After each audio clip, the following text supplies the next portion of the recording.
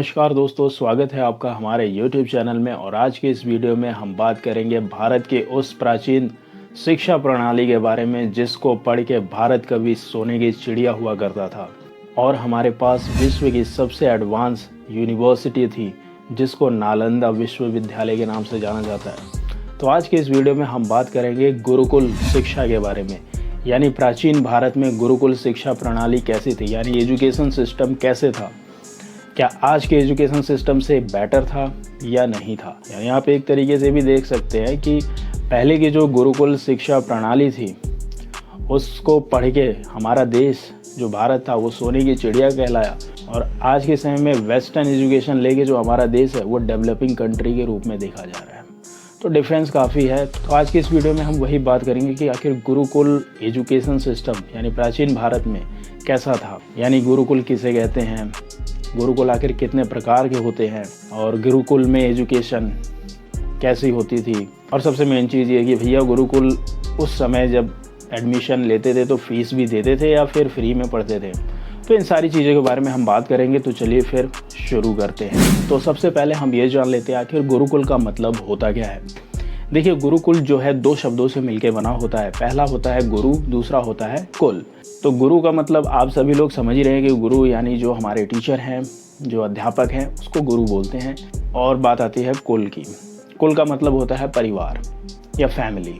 यानी कुल मिला के गुरुकुल का मतलब ये हो गया कि गुरु और शिष्य एक उस स्थान पे रहते हों, फैमिली की तरह, जहाँ पे बच्चों को या शिष्यों को एजुकेट किया जाता है, यानी वो शिक्षा ग्रहण करते हैं उस स्थान पे, उसको गुरुकुल कहा जाता है सिंपल वे में। तो शायद आप गुरुकुल का मतलब समझ गए हों। अब बात करते हैं आखिर इसमें एडमिशन कब लेते थे।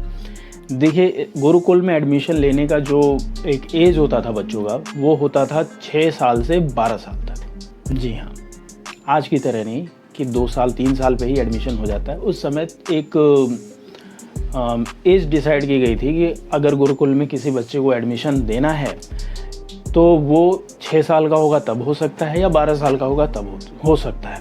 तो देखिए, बच्चों का एडमिशन 6 वर्ष की और 12 वर्ष की उम्र में इसलिए भी होता था क्योंकि हिंदू धर्म या कहें सनातन धर्म में ये पहले से ही परंपरा रही है कि बच्चों का जो मुंडन है वो या तो 5 वर्ष की उम्र में होता है या फिर अगर किसी कारणवश 10वीं या 12वीं वर्ष के समय में होता है। तो इस वजह से देख के उन्होंने ये डिसाइड किया है कि मुंडन के बाद ही बच्चे का एडमिशन हो, यानी गुरुकुल में वो शिक्षा ग्रहण कर सकते हैं।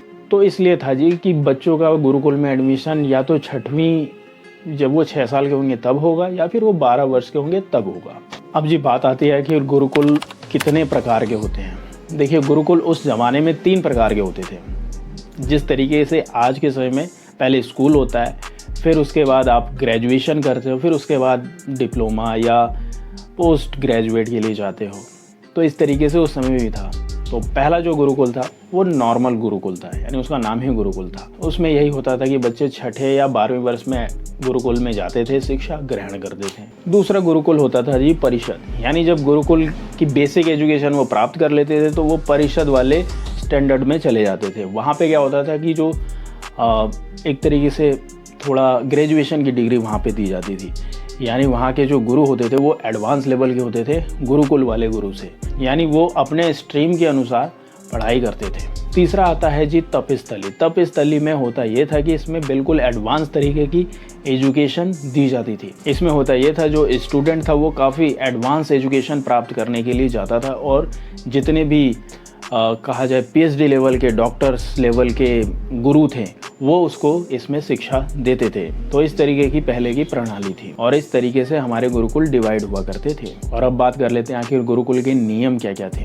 देखिए, गुरुकुल का पहला जो नियम था वो ये था कि आपको ब्रह्मचर्य का पालन करना है। दूसरा नियम ये था कि गुरु की हर एक आदेश का पालन करना है, हमेशा आपको डिसिप्लिन में रहना है। अगर आपको गुरुकुल के परिसर से कहीं बाहर जाना है तो बिना गुरु के परमिशन से आप नहीं जा सकते हो। और एक खासियत ये भी थी गुरुकुल की कि भैया गुरुकुल जो था वो शहर या गांव से काफ़ी दूर हुआ करता था, यानी गांव या शहरों से 12 कोस दूर हुआ करता था। 12 कोस यानी स्क्रीन पे आपको हम बता देंगे कि कितने किलोमीटर होता था, क्योंकि मुझे खुद भी याद नहीं है। हाँ, आपने देखा ना, इतने किलोमीटर दूर हुआ करता था। और इतना ही डिफरेंस जो बालिकाओं यानी लड़कियों का गुरुकुल था उससे भी होता था, 12 कोस का ही दूरी होती थी। यानी अगर कोई ये कहता है कि गुरुकुल में केवल लड़कों को ही शिक्षा दी जाती थी तो ये गलत है, उस समय लड़कियों को भी शिक्षा दी जाती थी। ये तो हम आपको आगे थोड़ा बताएंगे कि आखिर हमारे गुरुकुल की जो एजुकेशन पॉलिसी थी उसको कैसे डिस्ट्रॉय किया गया और आज हम विकसित देश बन गए हैं, जबकि पहले हम लोग सोने की चिड़िया हुआ करते थे इसी गुरुकुल की एजुकेशन शिक्षा को प्राप्त करके। अगला नियम ये भी था कि भैया सुबह आपको जल्दी उठना है, यानी ब्रह्म मुहूर्त में। ब्रह्म मुहूर्त का मतलब होता है 3 से 3:30 बजे सुबह आपको उठ जाना है, रेडी हो जाना है। आपकी जो नित्य क्रियाएँ हैं वो ख़त्म करके आपको योगा आसन सब कुछ कर के और उसके बाद आपसे हवन करवाया जाता था। हवन करवाने की भी एक वैज्ञानिक प्रक्रिया होती है। हवन करने से होता ये है कि जो देसी गाय है, ये देसी गाय का मतलब होता है जी वो गाय जो 2 से 3 लीटर से ज़्यादा दूध नहीं देती है पूरे दिन में। आजकल की गाय नहीं जो जिसे जर्सी या साहिवाल या वगैरह ये सब करते हैं, गाय नहीं होते, ये क्रॉस ब्रीडिंग के द्वारा इस गाय को बनाया गया है। ठीक है जी, ये दूध ज़्यादा देती हैं, लेकिन ये वो रियल गाय नहीं है जिसे हम देसी गाय बोलते हैं। देसी गाय का मतलब होता है कि भाई वो दिखने में थोड़ी छोटी होगी, पतली होगी, मतलब जो आप देखते होंगे कि रोडों में घूमती रहती है या जंगलों में जो पाई जाती है भारत में स्पेशली, उसको देसी गाय बोलते हैं। तो ये होता है कि जो देसी गाय का जो घी होता है उसमें क्या होता है कि भैया जब उसको जलाते हैं हवन कुंड में तो एक तरीके से ऑक्सीजन बनता है। ठीक है जी, यानी 10 तोला अगर आप देसी घी को हवन कुंड में डालते हैं, यानी जब हवन कुंड होता है देसी घी डालते हैं तो उससे भाई 10 टन तक ऑक्सीजन जो है रिलीज़ होता है, यानी बनता है। और ये साइंटिफिक प्रूफ है, ये कोई आपको ऐसे नहीं बता रहे, आप जाके इंटरनेट पे चेक कर सकते हैं। और सात्विक खाना खाना है, आज की तरह नहीं बर्गर पिज़्ज़ा ये सब लपेटना है, उस समय ऐसा होता भी नहीं था और करा भी नहीं जाता था, बिल्कुल सात्विक खाना खाया जाता था। तो ये थे जी कुछ बेसिक नियम जो गुरुकुल के जो स्टूडेंट्स थे वो फॉलो करते थे। अब आते हैं जी उस क्वेश्चन के ऊपर जिसको जानने की सभी लोगों को बहुत उत्सुकता है, वो ये है कि भैया गुरुकुल की फ़ीस कितनी हुआ करती थी उस ज़माने में। देखिए गुरुकुल की कोई फ़ीस नहीं होती थी। गुरुकुल की यानी उस समय ये था कि शिक्षा पे हर किसी का हक है, वो शिक्षा आपको फ्री दी जाएगी। आज की तरह नहीं कि एडमिशन के नाम पे आपसे लाखों लिए जाएंगे और जब आप पास आउट होके निकलोगे तो आपको बस थ्योरेटिकल नॉलेज होगा, प्रैक्टिकल नॉलेज घंटा नहीं होगा। यानी होता ये था कि उस समय के जो शिष्य हुआ करते थे गुरुकुल में पढ़ने वाले, वो एक बैच के अकॉर्डिंग यानी समय अनुसार एक एक गांव में भ्रमण किया करते थे और वहाँ से जो भी उनको दान पुण्य मिलता था उसको लेके वो आया करते थे। और उस समय काफ़ी लोग दान पुण्य दिया करते थे, जिससे कि उनको पता था कि भैया ये स्टूडेंट्स हैं तो इनके लिए कुछ दिया जाए, तो उनको अच्छा खासा दान पुण्य मिल जाता था, जो कि गुरुकुल को चलाने में काफ़ी हेल्प मिल जाती थी। और उस ज़माने में जो राजा महाराजा थे वो भी काफ़ी दान पुण्य दिया करते थे गुरुकुल को। आज की तरह नहीं कि शिक्षा के नाम पे घोटाला किया जाता है। और इसी तरीके से गुरुकुल में एक और कॉन्सेप्ट आता था जिसे पढ़ाया जाता था, यानी वैदिक विज्ञान के बारे में। वैदिक विज्ञान क्या होता है जी, यानी जो हमारे वेद हैं वो 4 भागों में डिवाइड हैं, उनकी सारी इन्फॉर्मेशन उनको दी जाती थी। अगर आपको ये इन्फॉर्मेशन चाहिए तो उसके बारे में हमने पूरी वीडियो बनाई हुई है, आई बटन में आप जाके चेक कर सकते हैं कि हमारे प्राचीन भारत के वो कौन से 4 वैदिक शास्त्र हैं जिनको पढ़ के हमारा जो प्राचीन भारत था वो काफ़ी आगे बढ़ा।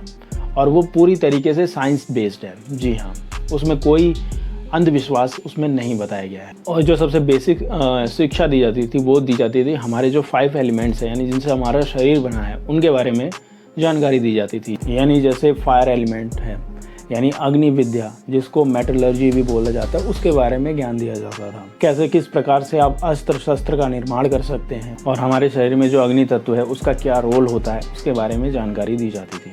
दूसरा आता था वायु विद्या, यानी एयर एलिमेंट, उसके बारे में जानकारी दी जाती थी। यानी किस तरीके से हमारे शरीर में वायु की डिसबैलेंसिंग से प्रॉब्लम हो सकती है और वायु से चलने वाले उस ज़माने में जो यंत्र हुआ करते थे उसके बारे में जानकारी दी जाती थी।